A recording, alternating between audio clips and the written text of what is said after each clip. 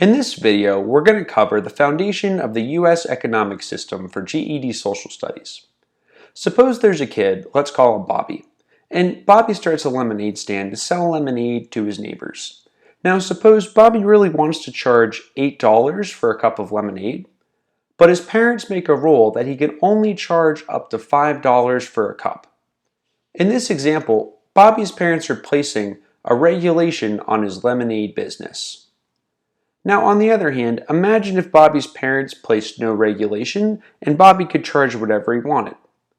Well, this would be an example of what's called laissez-faire capitalism, which is an economic system in which transactions are free from government intervention and regulation. In this example, the government would be analogous to Bobby's parents.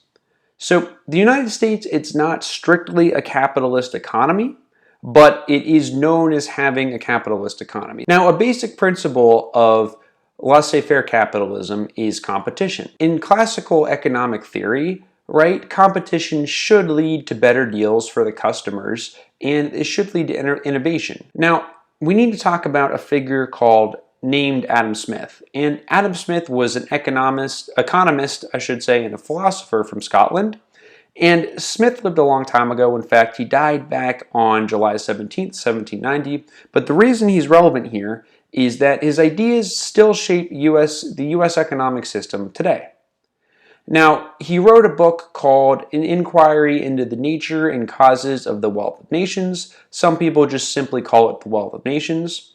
And this is considered his magnum opus. So I'm going to throw out a new vocabulary term for you, which is magnum opus, and it just means the best work. He developed this idea of what's called an invisible hand.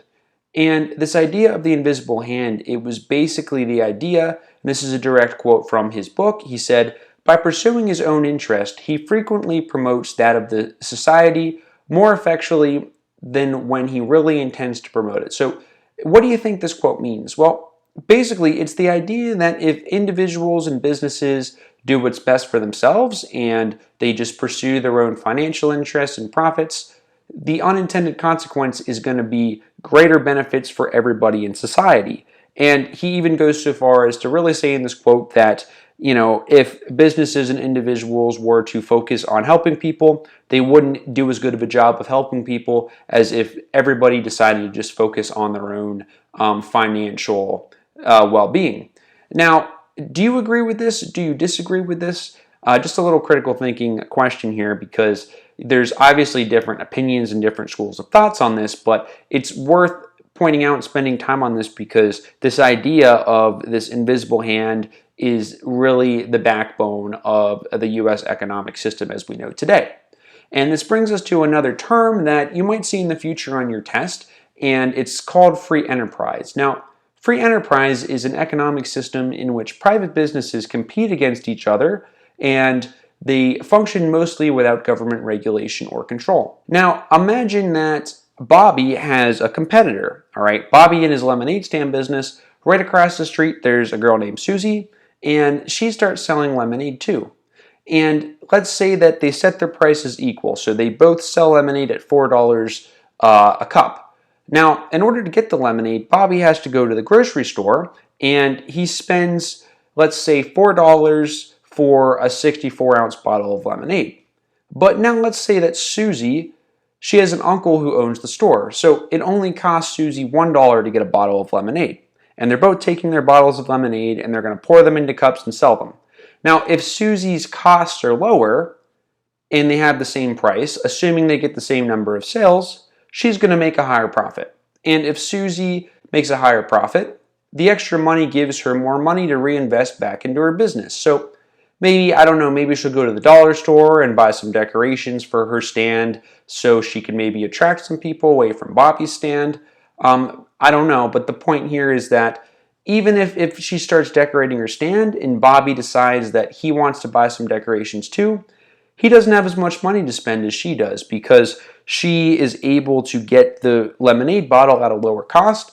Therefore, if they get the same number of sales and each cup is sold at the same price, Susie's going to win out because her costs are lower, she has more profit, she can reinvest more into her business. And this is oversimplified, right? This is just a funny example here to hopefully illustrate the main point. But what I want to drive home here is that just by getting that small advantage, having a lower cost, Susie gains in the long run what could be a really huge advantage. And this brings us to a point here that's really important to understand, and this is the concept of monopolies. And you've probably heard of or maybe even played the board game Monopoly. It's a very popular game. And a monopoly occurs when one individual or company gains a dominant advantage over the competition to the point where competitors are excluded. And in this example, it's not clear that Susie would have a monopoly, but if she started just making so much money and she just was able to just dominate to the point where Bobby could not even compete in the marketplace at all, she might in fact have a monopoly there. And the thing is that monopolies are not supposed to be allowed in the US, but that being said, legal monopolies and situations where businesses set up near monopolies, right, where it's not technically a monopoly, but it's very close, those still do exist, but this is just, I'm not going to read all this text right now. This is just an excerpt from the Sherman Antitrust Act of 1890, Section 2, which is just basically says that monopolies aren't allowed, they're not supposed to be allowed.